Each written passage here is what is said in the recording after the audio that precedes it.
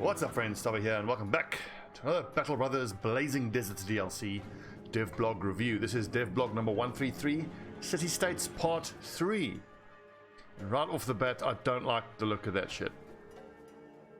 Last week we've learned about gunpowder weapons. In this conclusion of our Devblog series exploring the southern city-states, we take a look at their remaining troop types that make use of these weapons. Onwards. Gunners. Armies of the city-states train men in the use of the handgun, a metal barrel with a long wooden handle that uses gunpowder to propel shrapnel in a wide cone. Below, you see gunners armed with a handgun. Its visuals have been revised since last week to make it more readily apparent that this is an unreliable early firearm, not some kind of blunderbuss.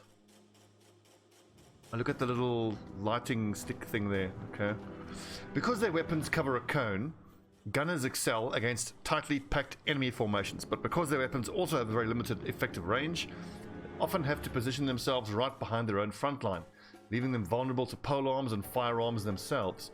The city-states do not make use of traditional ranged weapons like bows and crossbows, but desert raiders, essentially the southern equivalent of brigands, make use of a new composite bow with advantages and disadvantages over northern bows. Oh my god, what is this shit? Engineers. Malnutrition slaves toil in the fields and quarrel beneath a city of golden domes that reflect the glory of the Guilder. It's a city of architectural marvels made possible by the application of mathematics and engineering. These sciences are taught in several colleges between the city-states, and their graduates make for sought-after engineers. They devise intricate water pumps and fountains that create a private oasis in the gardens of wealthy citizens. And they produce mechanical toys that make eyes go wide. But where a child sees but a toy, a man with ambition sees what can become a weapon. And so it is that engineers of the city-states also devise terrible weapons of war, and that they operate them on the battlefield to rain down destruction in the enemies of men with ambition. As you face engineers in battle, they don't pose much of a threat by themselves. In fact, they try to stay as far away from the front line as possible. Their role is not to engage the enemy in direct combat, but to operate the technical marvel that is the mortar. A bronze-cast, muzzle-loaded piece of artillery, the mortar is able to fire every other round as long as it is operated by at least one engineer next to it. The mortar has enough range to cover the whole battlefield, but it's entirely immobile during combat. It fires explosive shells that cover a large area of effect, but it's highly inaccurate. The howling sound of incoming mortar shells has as much a psychological impact on combatants as it has an explosive impact, or perhaps even more so. Characters in the blast zone lose morale and receive the new shell shock status effect that lowers their efficiency in combat, but receives only moderate physical damage.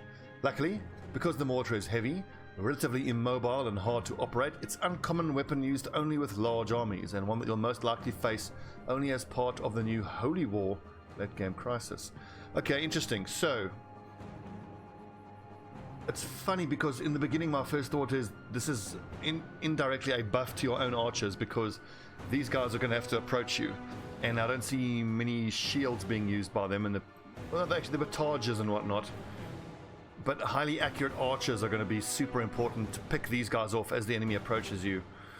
Now the engineers, first of all, oh god, that's so bullshit, why are they doing this? Mortars, no. However, a couple key things to note here. Highly inaccurate. So it could entirely miss your guys. And if memory serves, with the way the handguns and gunpowder weapons were described, the amount of damage it does is based on your defense. So I'm glad to hear this, because my next run I want to have a very tank focused frontline, everyone a shield expert. So especially if brothers standing behind shield users take less damage or are harder to hit. Well, yes, they are harder to hit, therefore they should take less damage. Okay, so the other thing to consider is the fact that this is spoken about as only being part of large armies, so moderate physical damage. I think mostly what the balance of the mortar will come down to is how much it scatters and how much armor damage it does, because if it's super inaccurate and or your guys have huge armor, which my lads typically will, then this mortar sounds like it could be more of an annoyance than a devastating physical threat. And the fact that it makes you roll for morale, I'm guessing, is dangerous, especially in an AoE. But with a good bannerman and the ability to drink potions before battle, you should be able to offset that. It does occur to me that closing in on this thing quickly is going to be important, but your own brothers don't have cavalry or any way to cover large parts of the battlefield quickly. Now, you might give someone or a couple of guys Pathfinder and Adrenaline, but the thing is, because of the large army thing, you're probably going to be outnumbered, and when you're outnumbered, having guys run around the flanks is super ineffective.